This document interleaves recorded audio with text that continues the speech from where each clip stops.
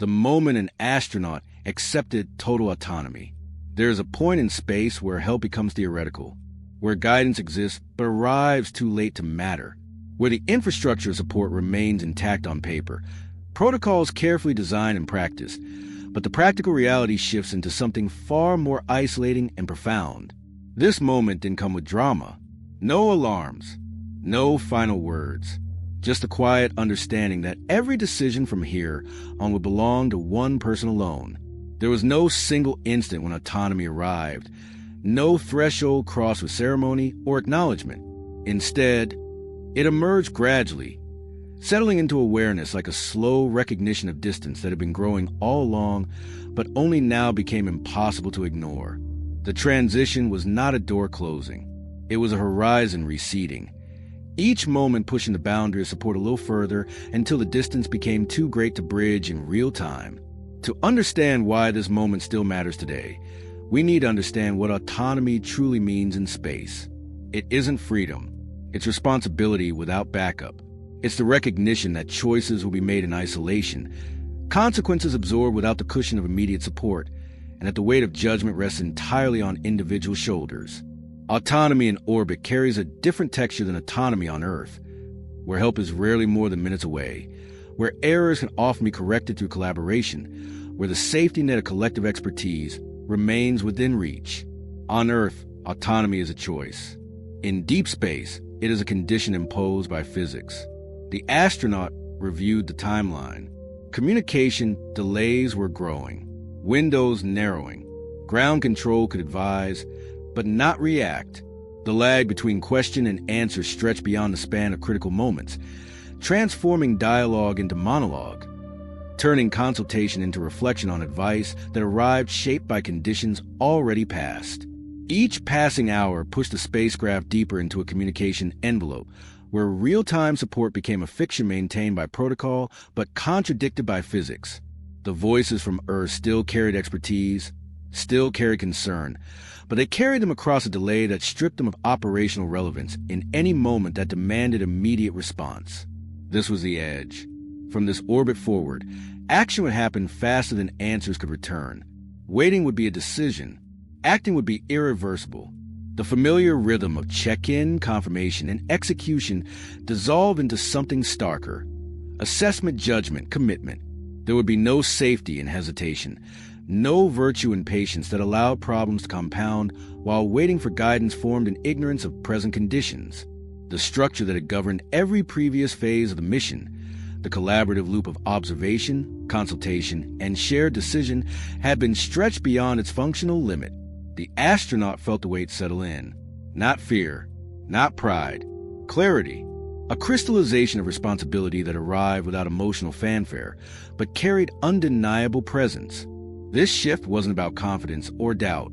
It was about understanding that the mission architecture had fundamentally changed, that the collaborative framework that defined every previous phase had given way to something more solitary, more personal, more absolute.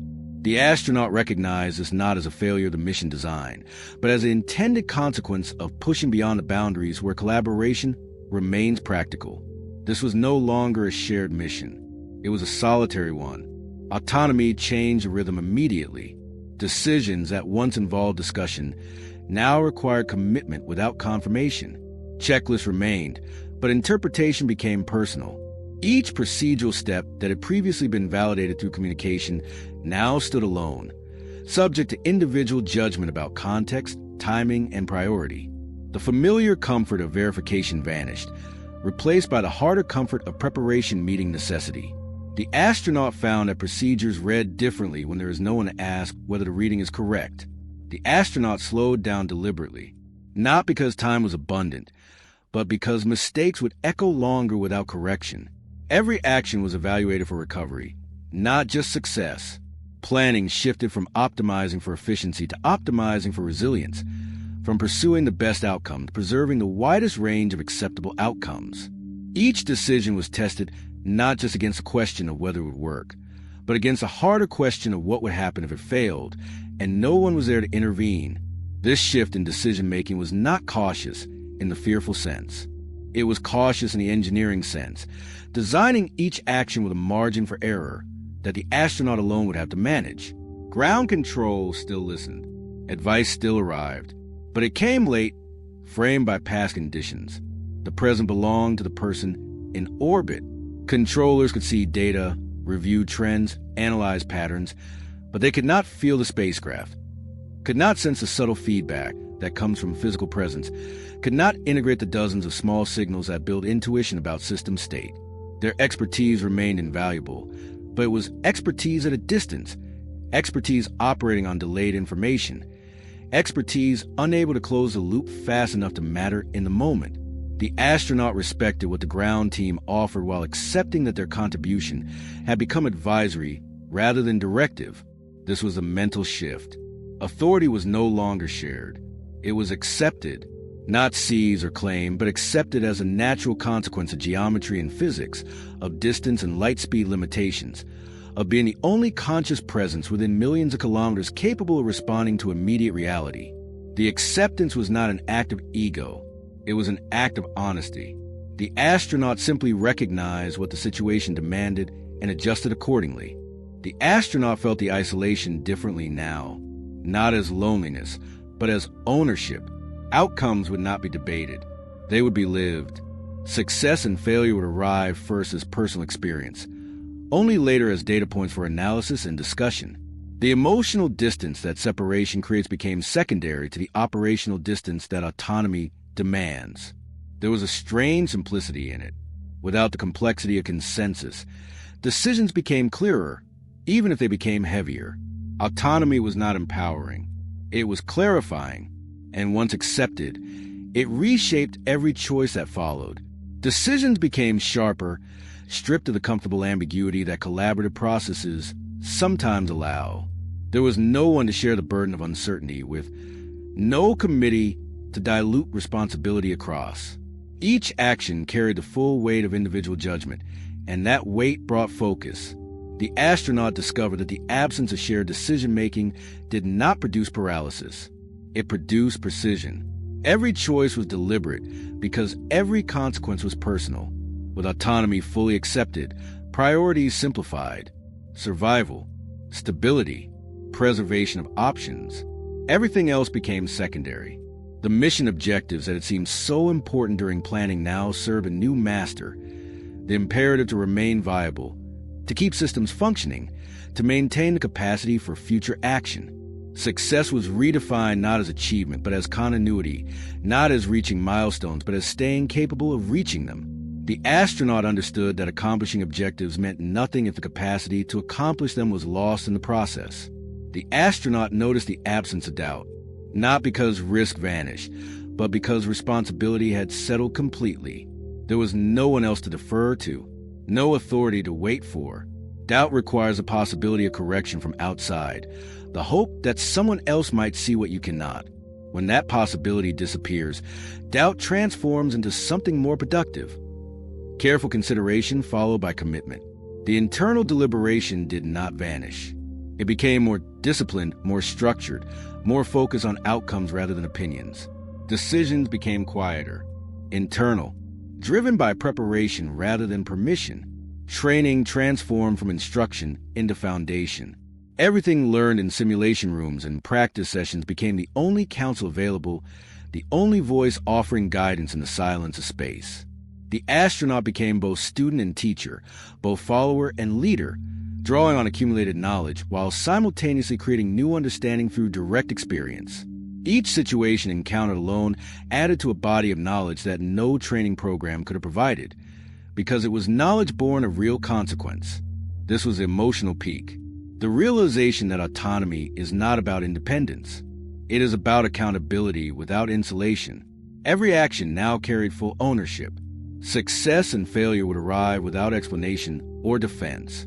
There would be no opportunity to contextualize decisions after the fact, no chance to explain the reasoning that led to each choice. The outcomes would speak for themselves, and the astronaut would live with them in a way that earthbound decision-makers rarely experience. Accountability without the protective layer of shared responsibility, without the buffer of collective decision-making, without the excuse of following someone else's judgment. This was accountability in its purest form, unmediated by any structure that could absorb or distribute its weight. And that clarity changed how fear behaved. It stopped distracting. It started informing. Fear became a tool rather than an obstacle. Instead of triggering paralysis or panic, it sharpened attention, highlighted vulnerabilities, pointed toward necessary preparations. The astronaut learned to listen to fear not as a voice saying stop, but as a voice saying prepare. Each anxious thought became a prompt to check systems, review contingencies, strengthen weak points in plans. Fear, properly channeled, became an ally in survival rather than a barrier to action. The astronaut discovered that autonomy did not eliminate fear. It gave fear function. When the mission ended, autonomy faded back into structure. Communication delays shortened. Authority redistributed. Support returned. The spacecraft moved back within the communication envelope, where real-time guidance became possible again, where decisions could once more be collaborative, where the burden of choice could be shared across the team. The return to shared authority felt unfamiliar at first, like adjusting to a room full of voices after a long silence. But the experience did not disappear. The astronaut carried forward a permanent shift, a deeper understanding of leadership without supervision, of judgment formed without reassurance. That understanding would color every future decision, every interaction with authority, every moment of choice. Having stood alone with consequence, the astronaut understood something about human capability that cannot be taught, only experienced. That individuals can bear more weight than they imagine, that isolation can clarify rather than confuse, that autonomy, when necessary, can be endured and even mastered. This story matters because future exploration will demand the same acceptance. Crews traveling farther will operate beyond real-time guidance. Autonomy will not be optional. Missions to distant destinations will stretch communication, delays from minutes to hours, and eventually to days. The astronauts who undertake those journeys will face the same transition as astronauts faced, the same slow realization that help has become theoretical, that guidance arrives too late, that every critical decision will be made in isolation. It will be the condition. Accepting total autonomy is not about confidence. It is about readiness to stand alone with consequence. It is about preparing not just technically, but psychologically for the moment when all authority becomes personal, when all choices become final, when all outcomes become inevitable. Those who master this acceptance will not be the boldest or the most confident. They will be those who understand that autonomy is not a privilege but a burden, not freedom but responsibility, not independence but absolute accountability. And those who master it will define the next era of exploration. Subscribe to join the journey.